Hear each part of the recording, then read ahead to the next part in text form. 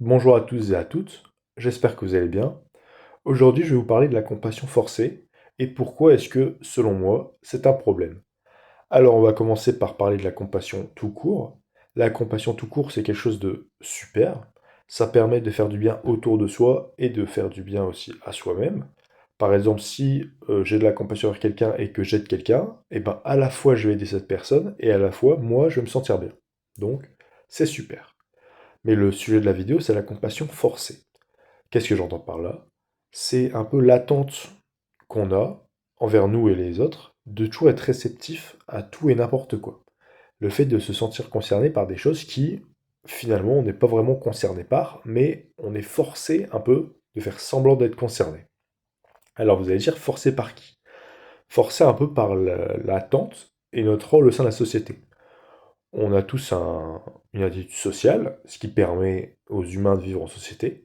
On a des attentes, un peu des devoirs, et on considère comme un devoir le fait d'être concerné par des choses. Et je comprends ça comme de la compassion forcée. Alors, parfois c'est bien. Par exemple, je pense pas qu'on vivrait dans une telle société si on n'avait pas si on n'avait pas forcé un peu certaines compassions, comme le fait de ne pas tuer, ne pas voler, ou alors garder sa parole, avoir des principes. C'est des choses très importantes, ça a été forcé parce qu'on ne naît pas avec ça, et c'est super. Ça nous permet d'être dans une société aujourd'hui qui fonctionne bien, donc on va pas cracher dessus. Il y a d'autres points où par contre c'est pas forcément nécessaire.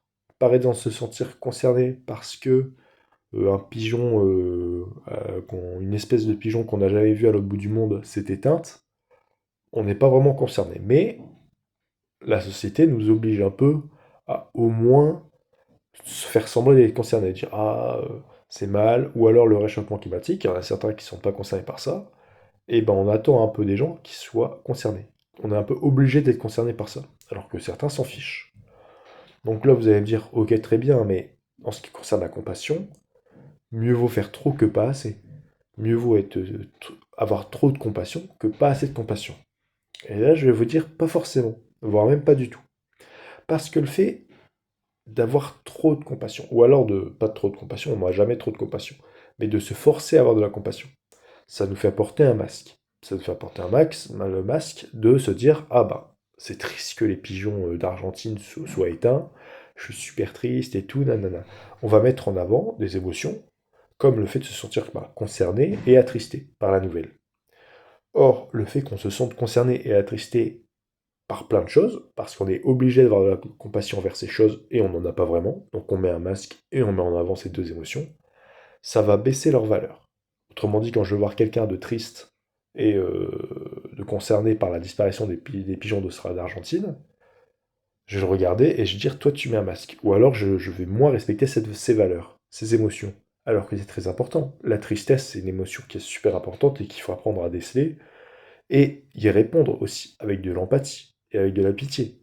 C'est très important de répondre à la tristesse, ça permet aux gens d'avoir des bons relationnels, un bon relationnel, et quand les gens sont tristes, il faut répondre à ça. Or, ben, le fait que du coup, il y ait beaucoup plus de tristesse ou alors de masque de tristesse face à certaines nouvelles, ça va nous demander beaucoup plus de compassion et de pitié. Qu'on a, bien évidemment, la compassion et la pitié, c'est un puissant fond, mais devoir le faire pour tout et n'importe quoi, c'est fatigant. Et on n'a pas forcément le courage, surtout quand on se rend compte que finalement l'autre joue à un jeu de se sentir concerné alors qu'il ne l'est pas forcément. Le tout, du coup, on va dépenser notre énergie pour répondre à des faux besoins.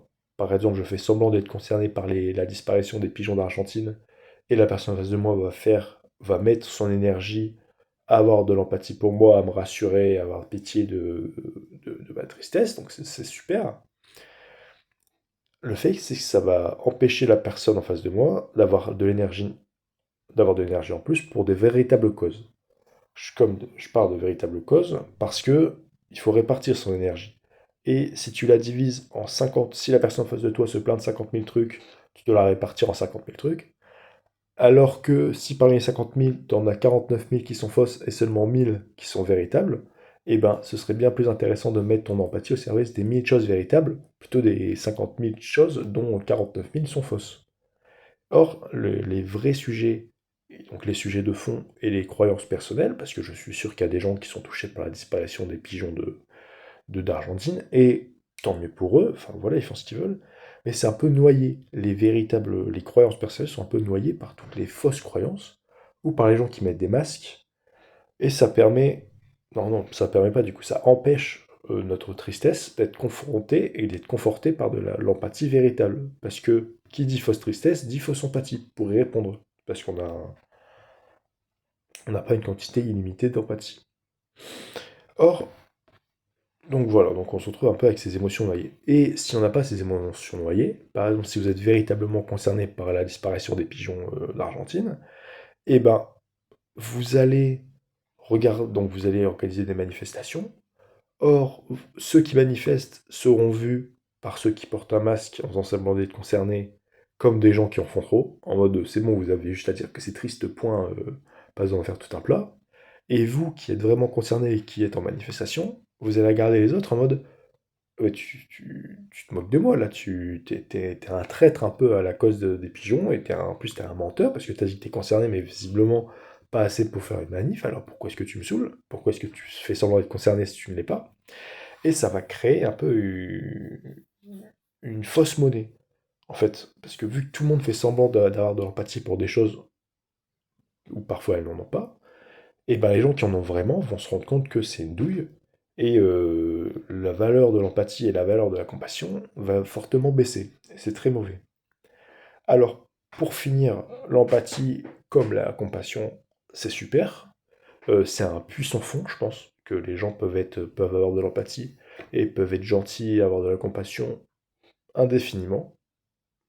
Bien évidemment, rien n'est infini, mais voilà, chacun a sa réserve personnelle, et il y a des réserves personnelles qui sont très grandes.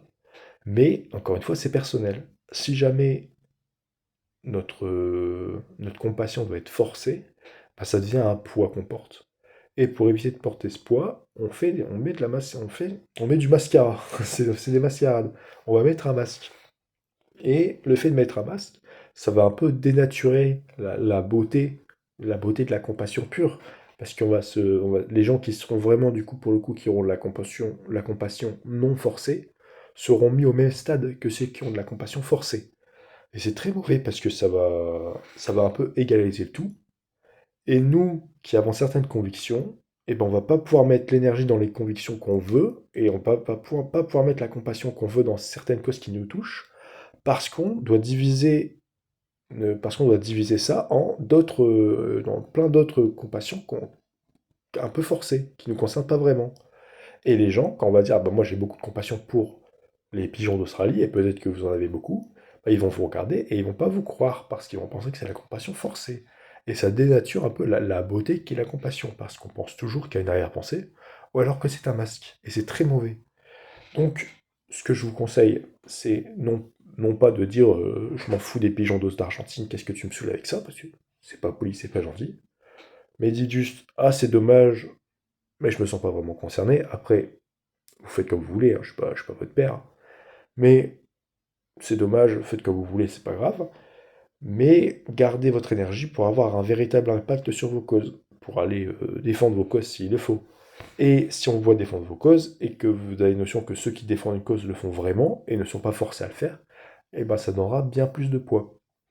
Donc voilà, c'est très important de le faire, et c'est très important aussi de savoir répartir son empathie et sa compassion au bon endroit. Parce que si vous mettez autant d'énergie pour un sujet comme sauver les pigeons d'Argentine que vous mettez pour sauver quelque chose qui vous touche beaucoup plus, c'est dommage. Vous avez mal réparti votre compassion.